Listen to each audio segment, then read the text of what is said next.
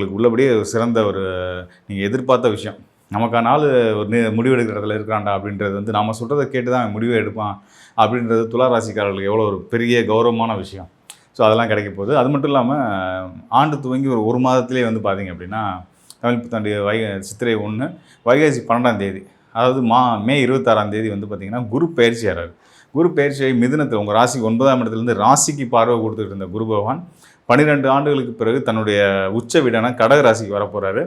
கடக ராசியிலேருந்து அவருடைய பார்வை இவ்வளோ நாள் உங்கள் ராசியில் இருந்துட்டு இருந்த 9ஆம் இடத்துலேருந்து கொடுத்த பார்வையை அவர் உங்கள் ராசிக்கு 2ஆம் இடத்துல கொடுக்க போகிறார். 2ஆம் இடத்துக்கு குரு பார்வைன்றது நம்ம ராசிக்கு கிடைக்கிறத விட இன்னும் சிறப்பான விஷயம். எதனாலும் கேட்டிங்கன்னா 2ஆம் இடம்ன்றது தன குடும்ப வாக்குஸ்தானம். ஸோ தன குடும்ப வாக்குஸ்தானத்துக்கு உச்சம் பெற்ற குருவுடைய பார்வை 10ஆம் இடத்துலேருந்து கிடைக்குது அப்படின்ற மாதிரியான ஒரு சிறந்த யோகம்.